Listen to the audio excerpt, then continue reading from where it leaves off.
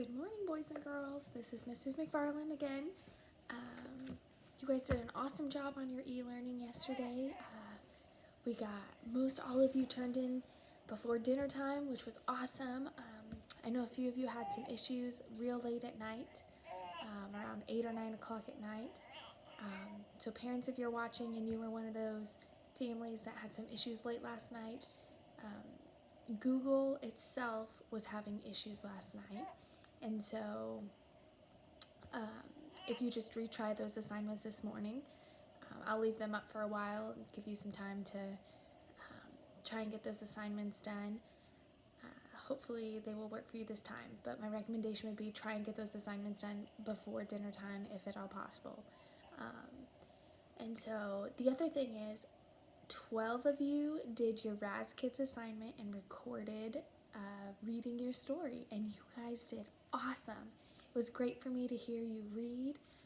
You guys are doing an amazing job. So those other 9 students who didn't do that, check out Raz Kids, check out your assignment tab, and see if you can get that assignment done today and turn in a recording along with the rest of your e-learning. And so this morning I wanted to read you one of my favorite stories growing up, Harold and the Purple Crayon. This was one of my dad's favorite stories, and this was one of mine, and it has such simple drawings. I just love it, and so I just wanted to share with you one of my favorite stories growing up. One evening, after thinking it over for some time, Harold decided to go for a walk in the moonlight.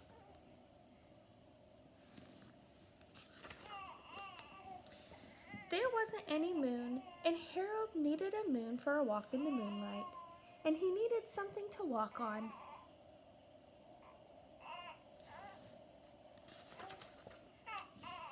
He made a long straight path so he wouldn't get lost, and he set off on his walk, taking his big purple crayon with him.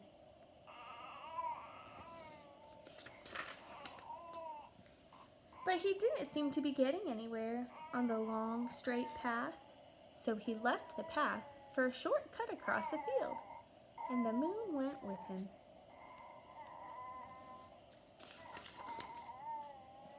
The shortcut led right to where Harold thought a forest ought to be.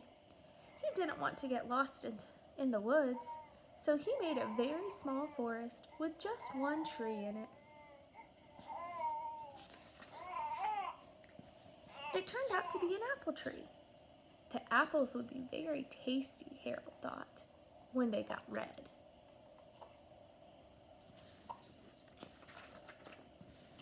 So he put a frightening dragon under the tree to guard the apples. It was a terribly frightening dragon. It even frightened Harold. He backed away. His hand holding the purple crayon shook.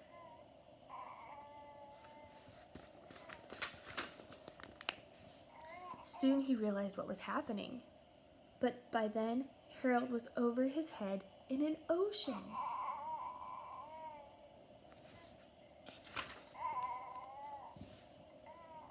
He came up thinking fast, and in no time he was climbing aboard a trim little boat.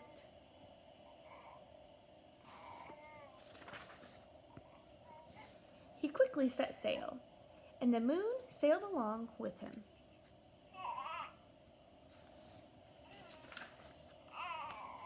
After he had sailed long enough, Harold made land without much trouble.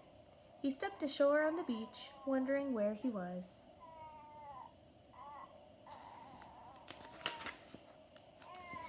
The sandy beach reminded Harold of picnics, and the thought of picnics made him hungry.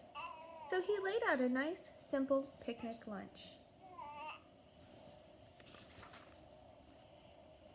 There was nothing but pie, but there were all 9 kinds of pie that Harold liked best.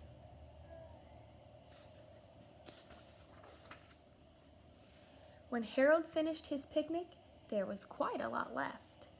He hated to see so much delicious pie go to waste.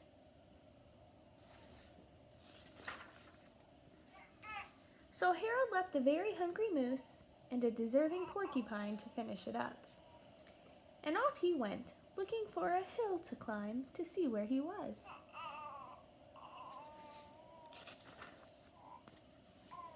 Harold knew that the higher up he went, the further he could see, so he decided to make the hill into a mountain.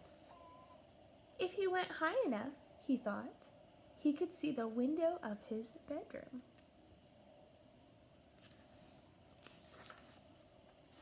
He was tired and he felt he ought to be getting to bed. He hoped he could see his bedroom window from the top of the mountain.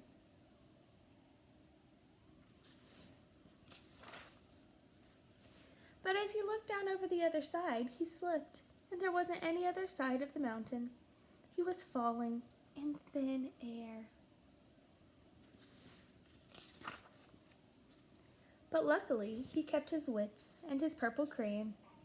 He made a balloon, and he grabbed onto it.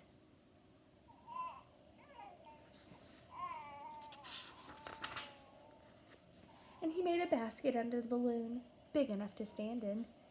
He had a fine view from the balloon, but he couldn't see his window. He couldn't even see a house.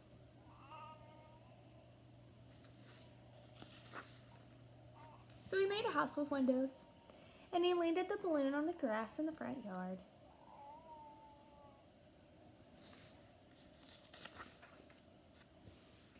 None of the windows was his window. He tried to think where his window ought to be.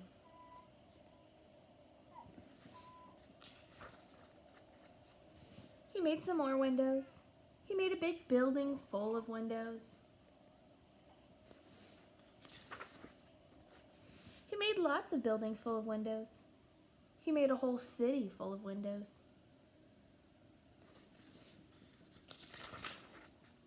But none of the windows was his window. He couldn't think where it might be.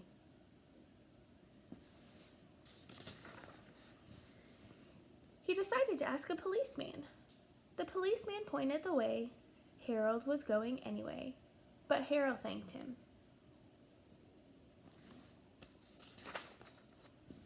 And he walked along with the moon, wishing he was in his room and in bed.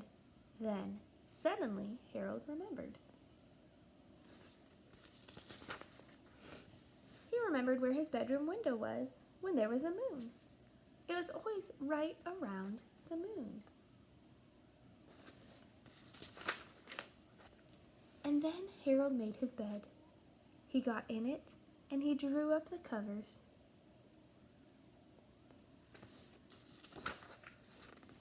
The purple crayon dropped on the floor and Harold dropped off to sleep.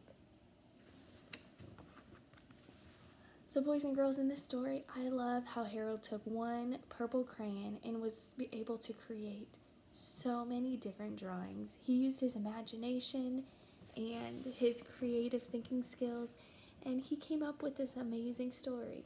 And so today and on Saturday or Sunday, I want you to take one crayon or one marker, and I want you to see what kind of creative things you can come up with just a piece of paper and that one simple crayon.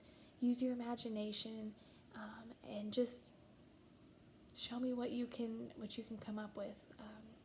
Maybe you go on a hot air balloon ride. Maybe as you're drawing, your character falls into the water. Maybe that purple crayon takes you to a big city or some faraway place. So just use your imagination and have fun with it. One last thing before I let you go to do your e-learning. Today is Zamir's birthday, so happy birthday, Zamir. You're a big 6 years old today, so boys and girls, as you go about your day, think about Zamir and think about wishing him a happy birthday, even though we're not going to see him today. And then the very last thing is I'm going to try something today around 10 o'clock and around 1:30 or 2. I'm going to set up a Zoom meeting. I'll put some more information on the main Google Classroom page, but be looking for a link to the Zoom meeting around 10 and 2, and maybe some of us can connect in a virtual way. Good luck and have fun today, guys.